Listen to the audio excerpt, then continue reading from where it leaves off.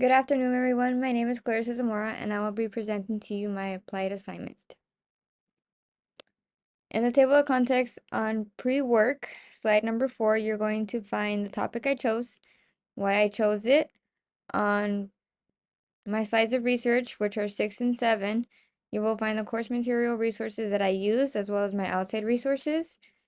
On slides number 11 through 13, you're going to find my new learnings, which includes my evidence, what I learned, as well as how my evidence and my new learnings connect to the topic and course materials. And last but not least, on my continued inquiry, on slides number 15 and 16, you're going to look at how I continue to plan on researching and learning about my topic, as well as questions for all of you to look at and answer.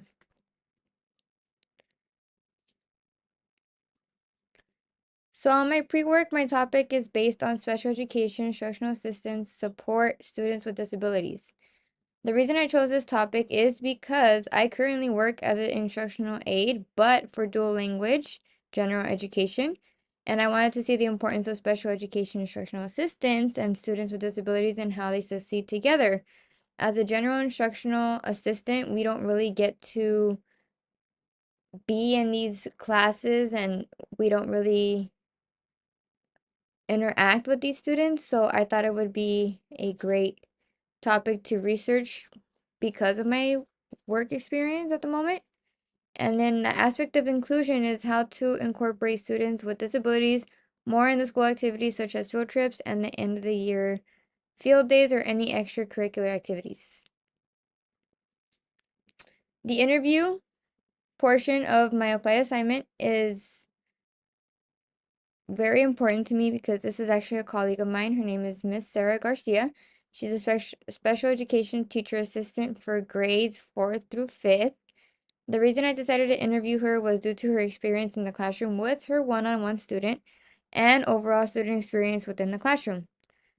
Based on my background knowledge, I do have prior experience on this topic due to working in the school like I had mentioned before, but I also have family members who have unfortunately struggled with the education system when it came to understanding the process of IEPs and SSTs, and also had issues understanding the teacher and how they conducted their classroom instruction.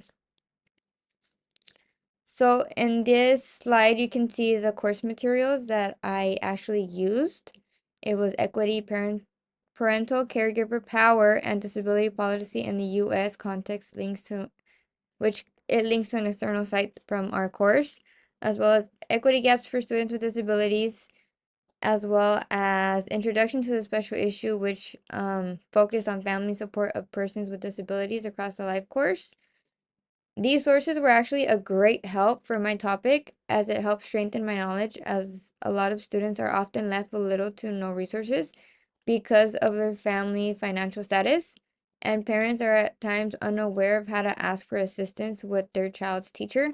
So these sources actually help me understand a little bit more of like how programs work and how many resources are actually available to many of these families.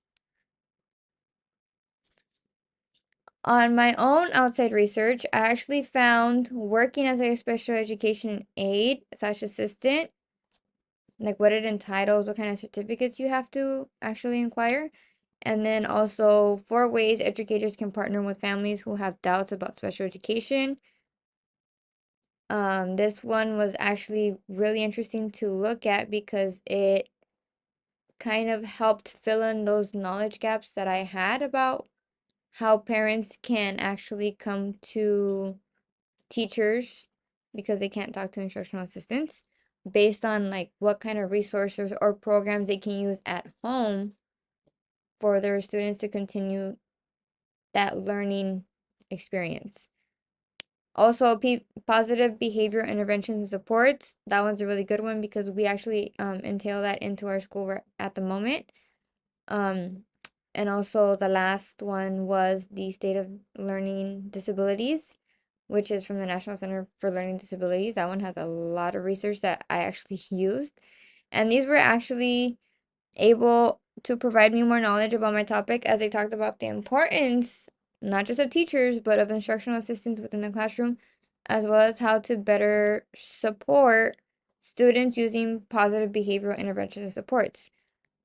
A lot of the PBIS is kind of sort of used just for general education, but for a lot of schools that I have been at, they actually use it um, for special education classes as well because it kind of helps regulate and, in a way, have them include themselves in having them learn how to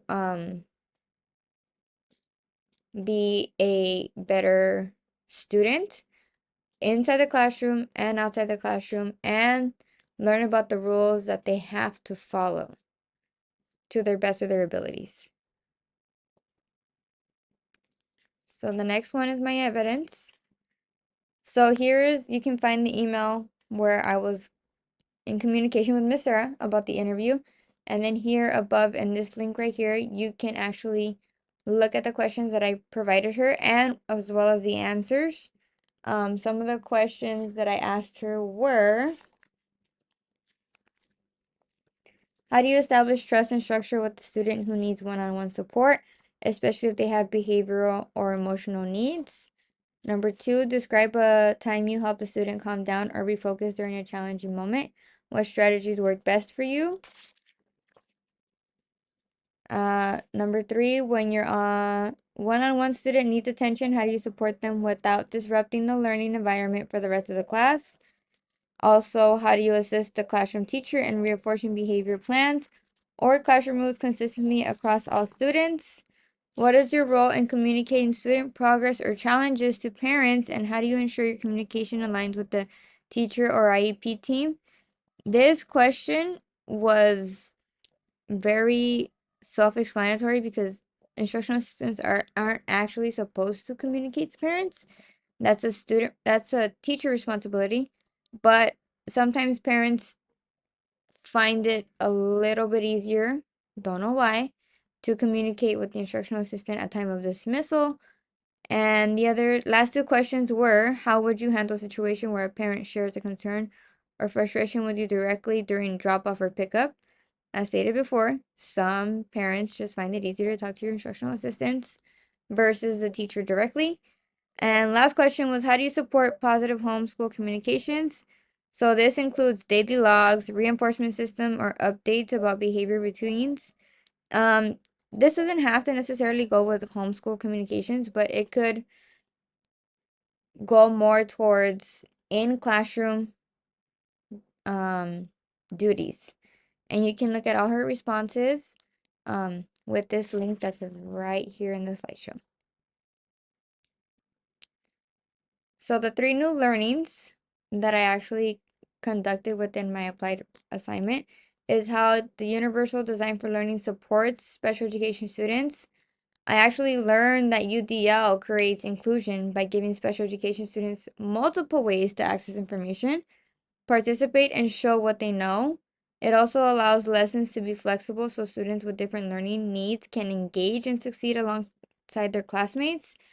By designing learning for everyone from the start, UDL helps ensure no student is left out or singled out. I have actually experienced, and this is actually current, we actually have a kindergartner student in our classroom who is in need of a one-on-one, and unfortunately his IEP process is taking a very long time. The student came in about the end of August, and we're at December and he's still in our classroom. So sometimes it's really hard to not only conduct our small group um classroom procedures, but it's also sometimes hard to be a one-on-one. So using universal design for learning, it actually helps not only the student be flexible with how they learn, but also it helps the teacher and the student instructional assistant create different ways to be able to both help small group interventions and the one-on-one student. The second new learning I have is what kind of barriers students face, and this comes with academic barriers, social barriers, and systemic barriers. So with equity, I actually learned that special education students face these three barriers that can limit their access to learning. This helped me understand that equity is essential because it provides students with the specific supports they need to overcome these challenges. And this is by focusing on equity, schools can ensure that every student has a fair opportunity to succeed regardless of the barriers they face. So this comes with the programs that are used nowadays, such as iReady, um, such as Next Gen Math, as well as AR Reading as well.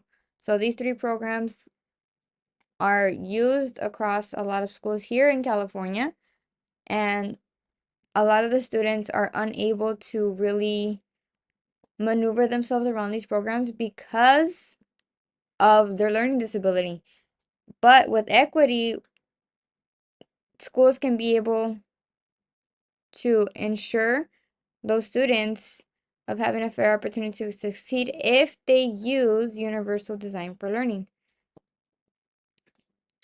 And the third learning that I have for this applied assignment is how access is through instructional support. So, through instructional support, I learned that instructional assistants or teacher assistants play a major role in giving special education students access to learning by offering individualized support and helping implement necessary accommodations.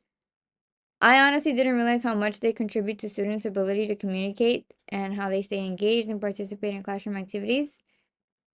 This new learning showed me that instructional assistants are essential because they remove barriers and make the classroom more accessible for every student.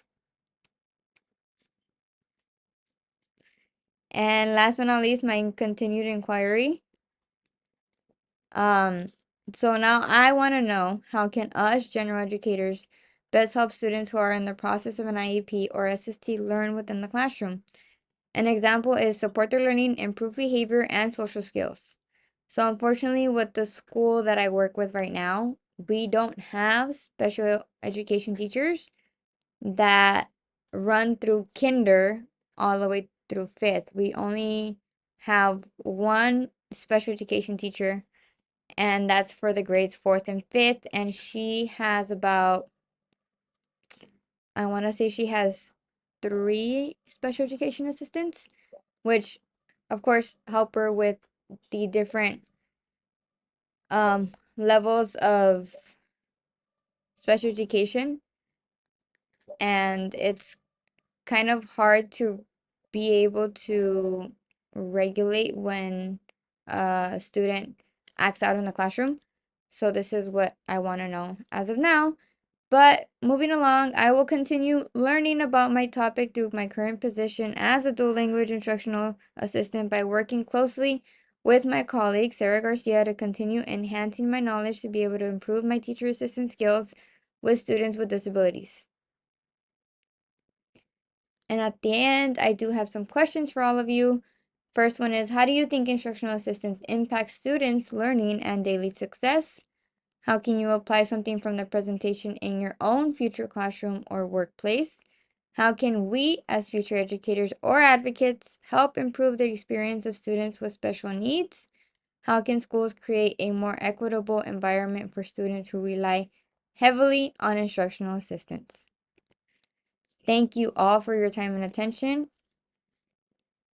I hope you guys have had a great semester.